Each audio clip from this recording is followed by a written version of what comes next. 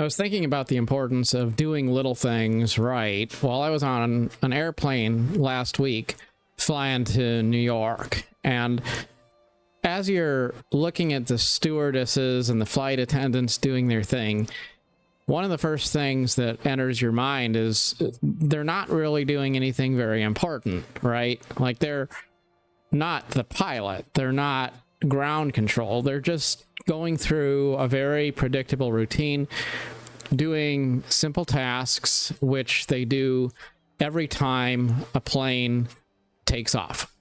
They walk down the aisle and they check the overhead compartments to make sure they're all closed. They make sure people are wearing their seat belts.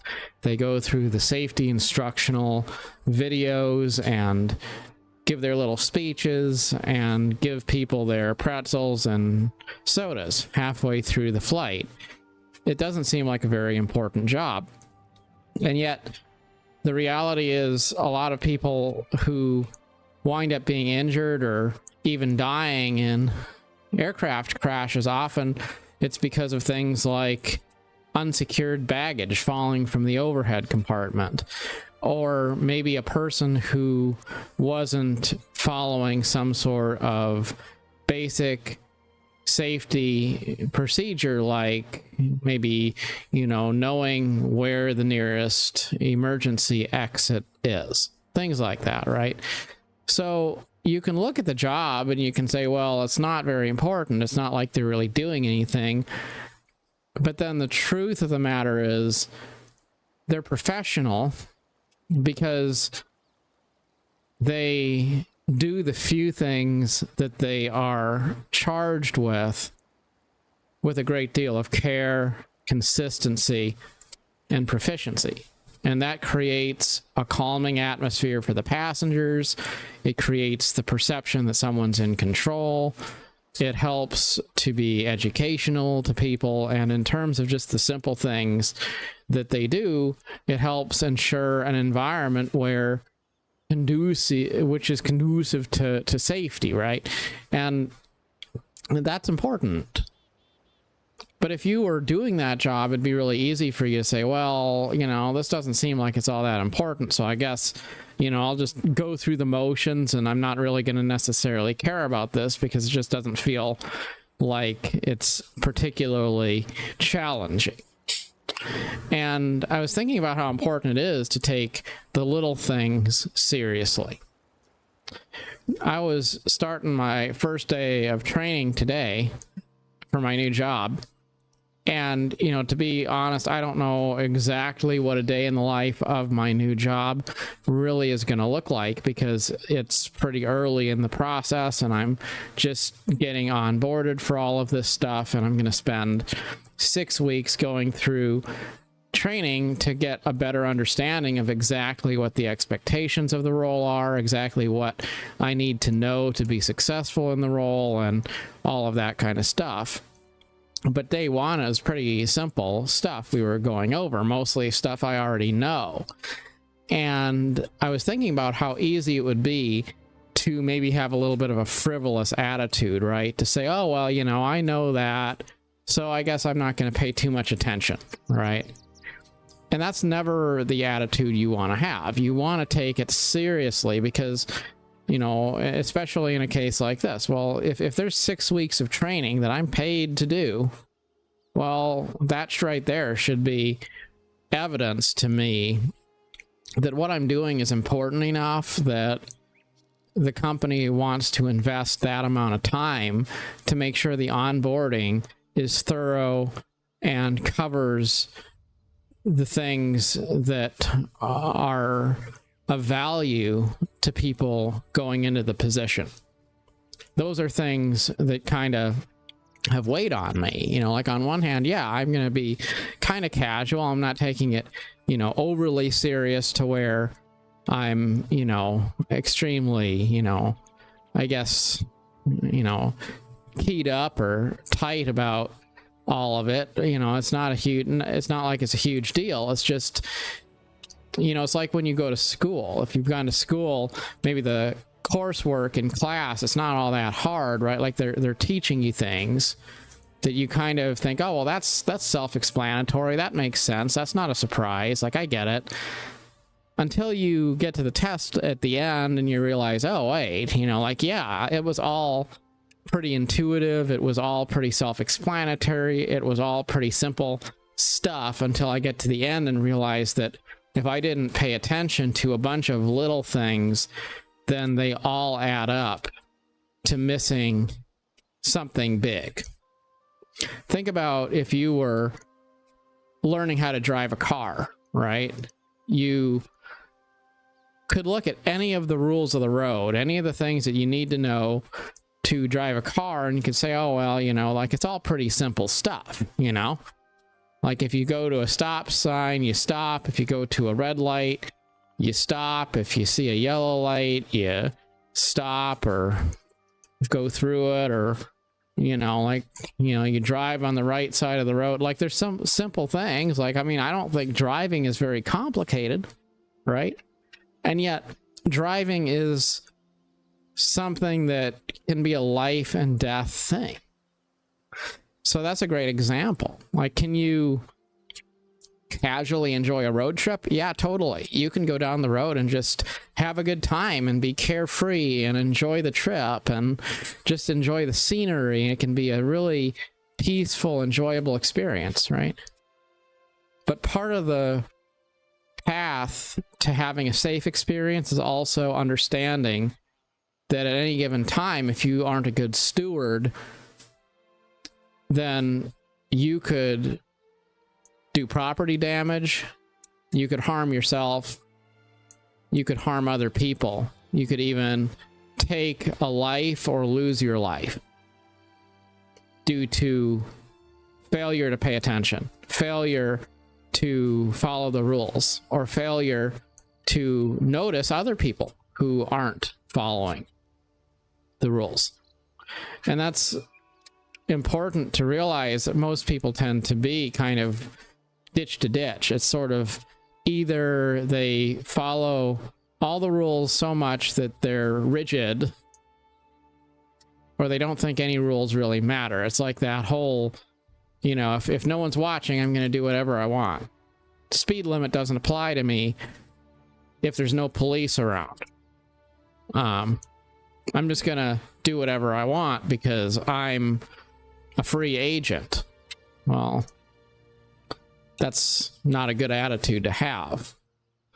Nor is it a good attitude to have that you don't need to know the details. You don't need to know the finer points of your craft. All you need to do is just kind of, you know, keep it high level and don't worry about the details. Right?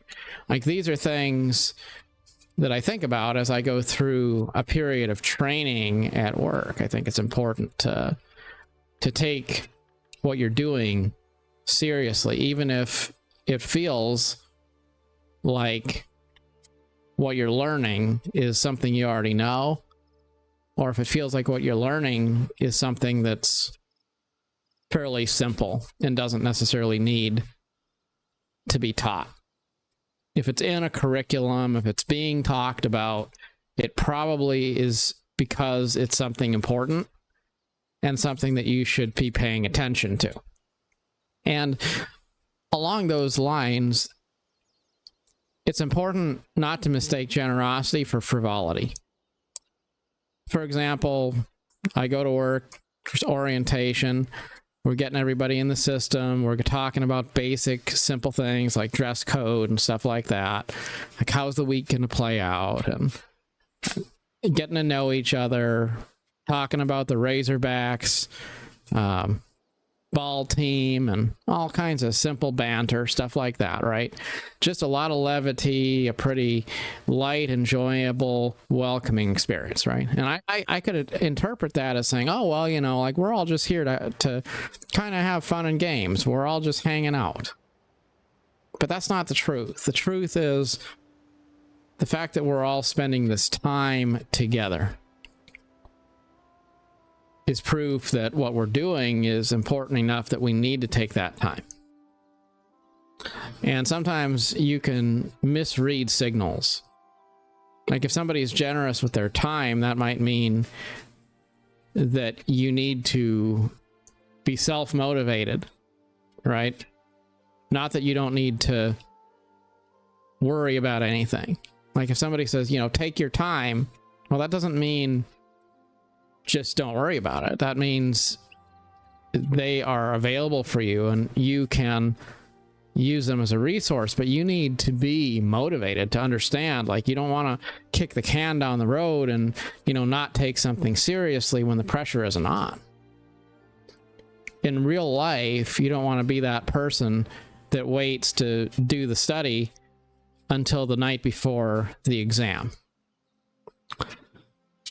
So take life seriously, but don't take yourself too seriously. Don't be keyed up. Don't be over anxious, but also understand that just because there isn't like a big flashing light and a siren, you don't have to take it seriously or have a sense of urgency, right? Like there may not be any warning signs, doesn't mean that you don't need to be careful. There may be no law enforcement there. It doesn't mean you don't need to follow the law. And so having that balance to take things seriously, I think it's important, especially in the moments when it just seems like maybe, you know, maybe it doesn't seem like life is putting a lot of pressure on you. Then you need to be putting pressure on yourself to focus, to pay attention, to be mindful that even if something doesn't seem stressful, that doesn't mean it's not important. Like there's a lot of value in learning the lesson that when you're driving, most accidents tend to happen in places where you feel safe, close to your home, within a short distance of where you live. That's where you're most likely to get into a car accident, right? Like, so why is it that you could go drive all around the country? You could go on a long distance trip. You're probably not going to have any accidents. And then you're going to have an accident backing out of your own driveway at home. Why?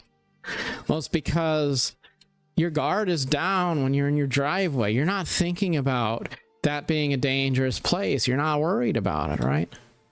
And then that's going to be that moment when grandpa decides he's going to go for a walk and you aren't looking in your rearview mirror, and then there goes grandpa, right?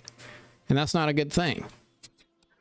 So be especially vigilant in the calm when it doesn't feel risky.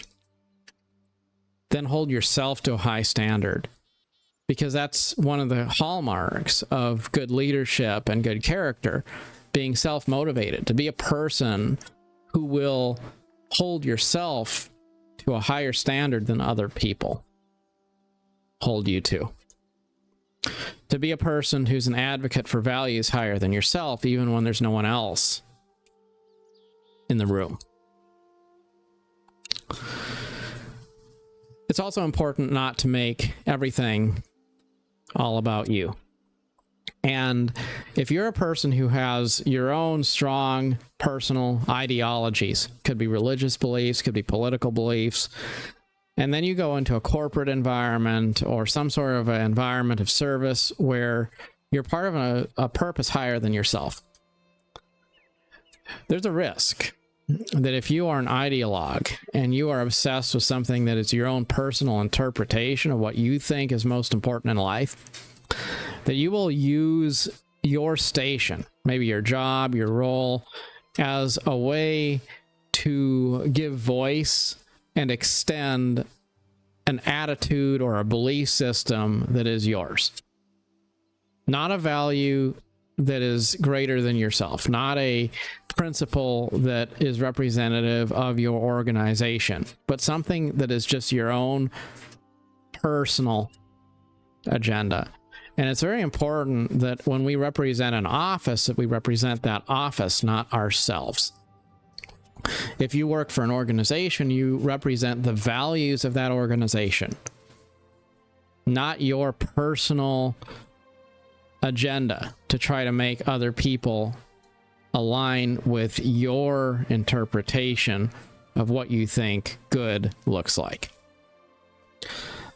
And there's people who tout freedom. They say, oh, well, I want freedom. Well, okay, you have, again, go back to the car analogy. You're driving down the road. In the United States, you drive on the right side of the road. You don't drive on the left side of the road. But what if you think you want to enjoy freedom, and so you're going to drive on the left side of the road, even though you know that's against the rules of the road? You're going to drive on the left side of the road because you value freedom. If there's no one else around, then who's going to stop you? Well, if you do that, you're undermining yourself on many levels, because you can't be trusted if you're the kind of a person who's going to do that. That's reckless. It's not prudent. So we need to make sure when we're doing things which are collective things, when we're representing a group that's greater than ourselves, that we're doing what's right for others, not just that we're, advancing our own particular interests. That's why I think it's very difficult to take someone seriously who has really entrenched political beliefs or religious beliefs or something like that, because you know that they're always going to be looking for that ramp that they can use to add their own interpretation, their own spin, their own 2 cents that are going to be some sort of ideology they're attempting to sell. And it's never good when you're in a position where you're supposed to be serving something higher than yourself, but you're actually trying to evangelize your own personal agenda, your own personal message, your own 2 cents on how you think it's supposed to be, not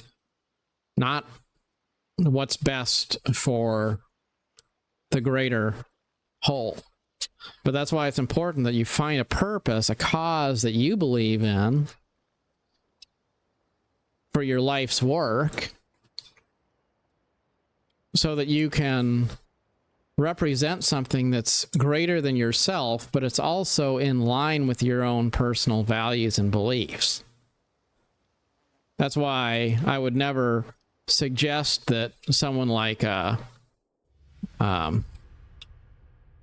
priest isn't going to probably be the best person to go into the military, maybe, right? Like, if you don't believe in combat, you probably shouldn't be going into a role which is defined by it.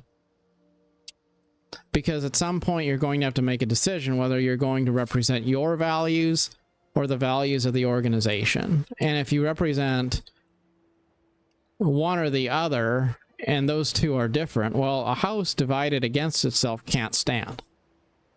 That's one reason why I've thought about how important it is to distance myself from political beliefs and attitudes which are divisive, because you can't represent the common interest of everyone when you're trying to progress a narrow bandwidth interpretation of life that actually only caters to one particular interest group. Finally, I wanted to talk about value and how we can look at money as a store of value, which it sort of is, but it's not the only store of value. It's important to remember, like, money stores value in one particular way, but there's all sorts of other ways you can get value.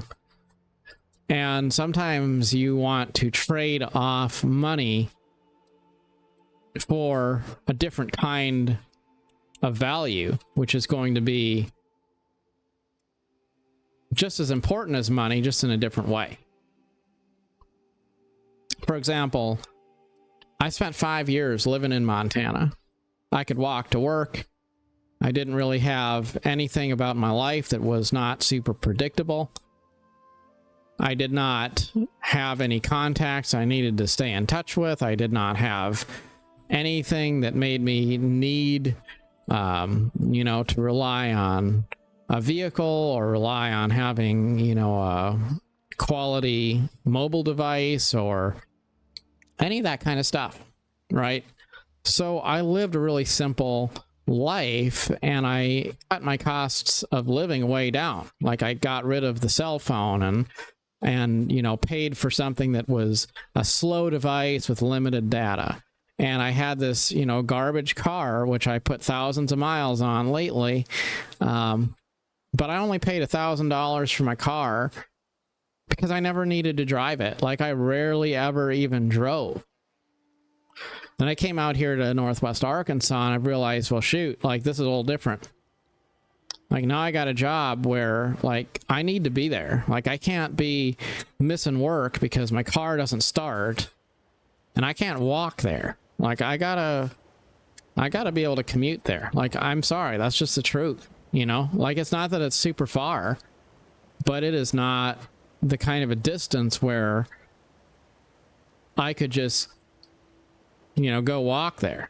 Like, it's just not going to be viable. So, you know, I can't be having like a roll of the dice to see whether the car starts or to see whether I'm going to have some sort of a problem. So, like, I went down there and I got a new car.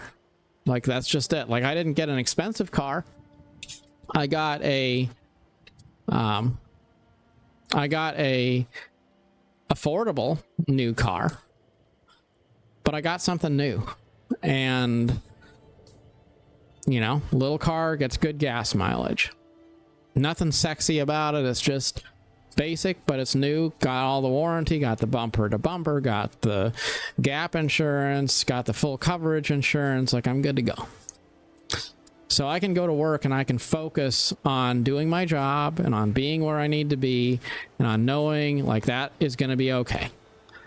I've got a good cell phone. Why? Because I want to be able to take pictures. I want to be able to take videos. I want to be able to, you know, do all of that stuff. And I also want to be able to use it for work and stuff and not worry about it being a slow, obsolete device where, like, I'm trying to check a work email and the phone is, like, jammed up or something, right?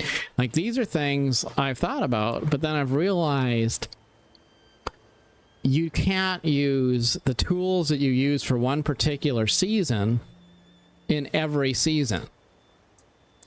Imagine if you're a farmer and you decide, okay, I'm going to use the same tools I use to plant the crops at harvest time.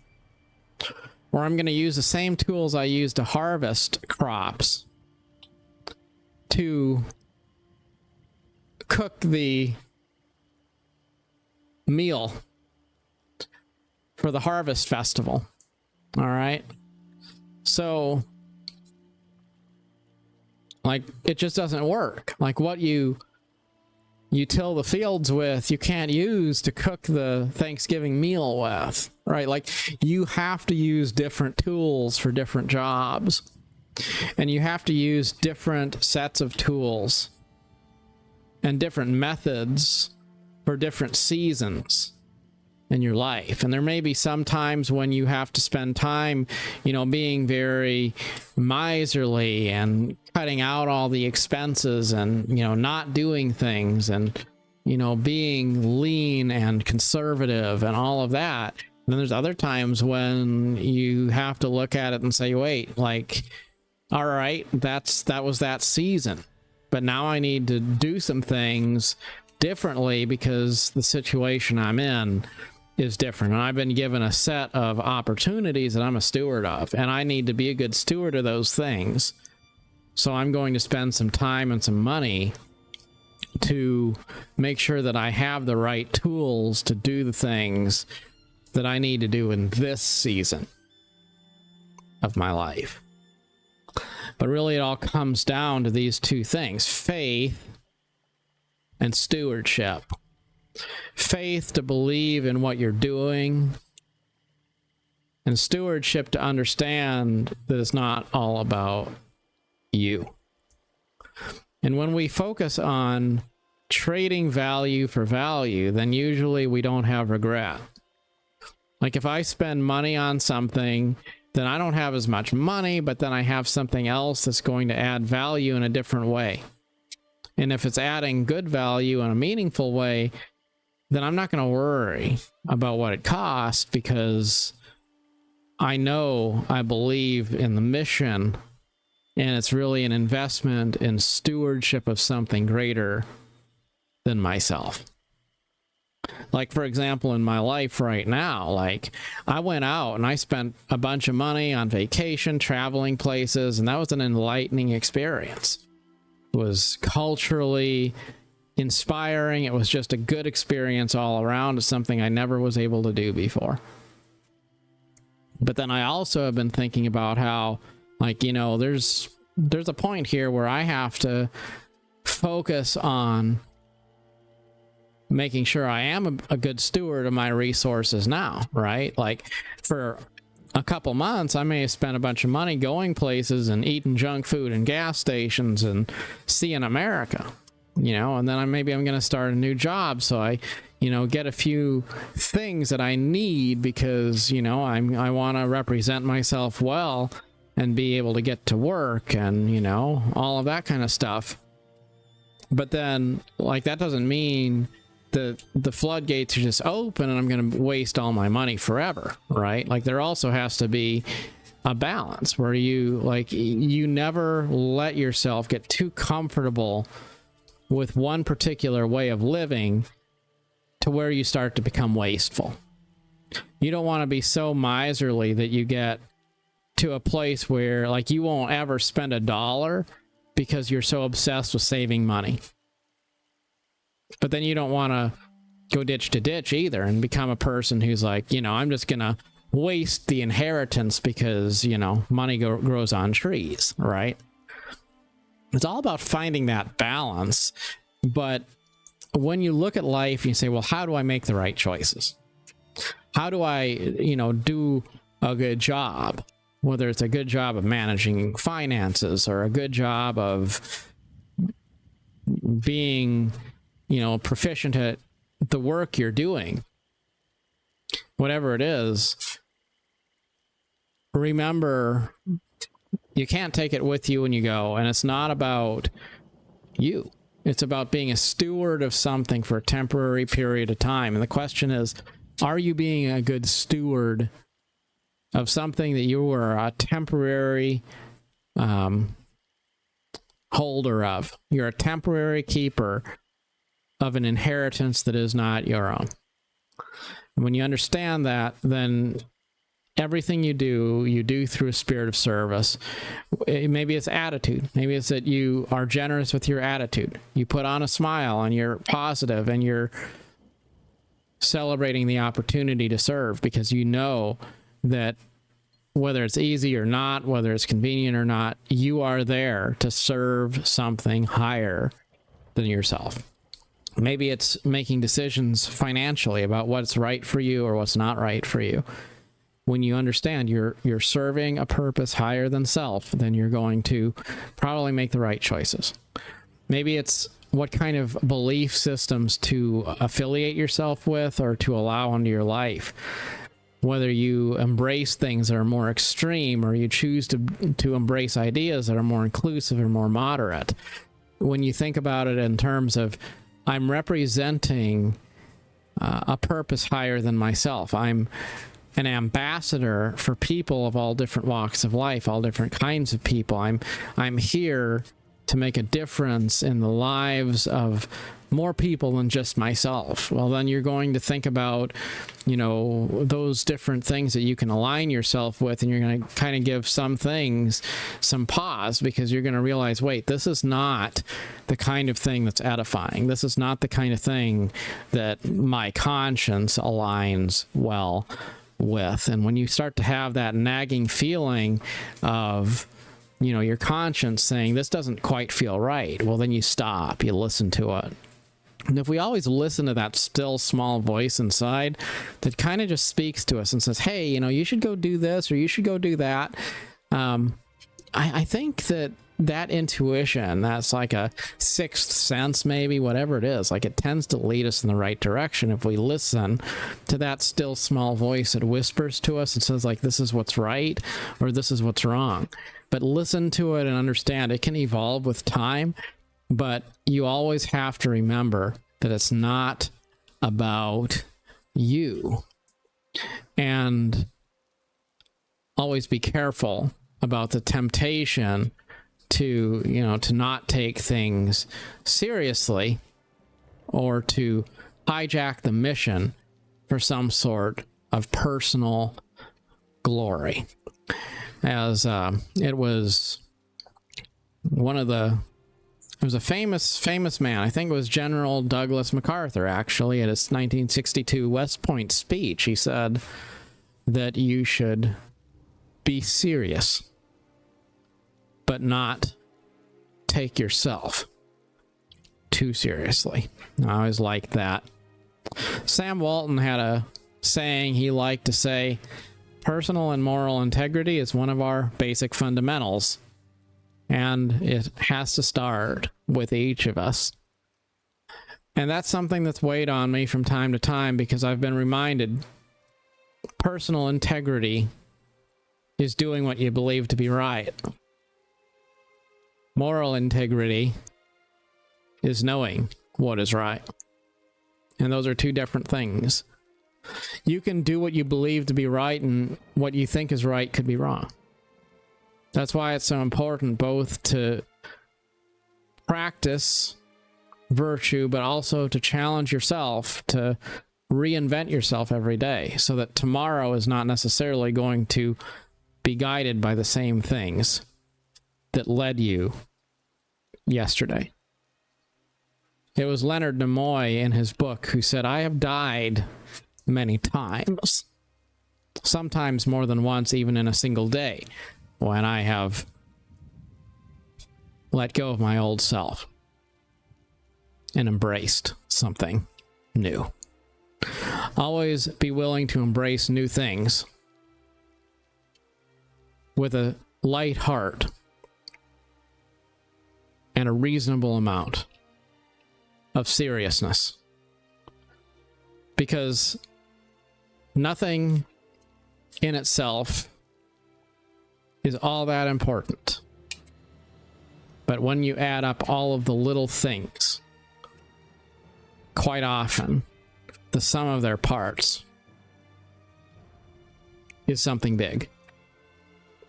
Don't make the mistake of thinking that little things don't matter, because little things always add up to bigger ones. As always, good luck on your adventure. Till next time, thanks so much.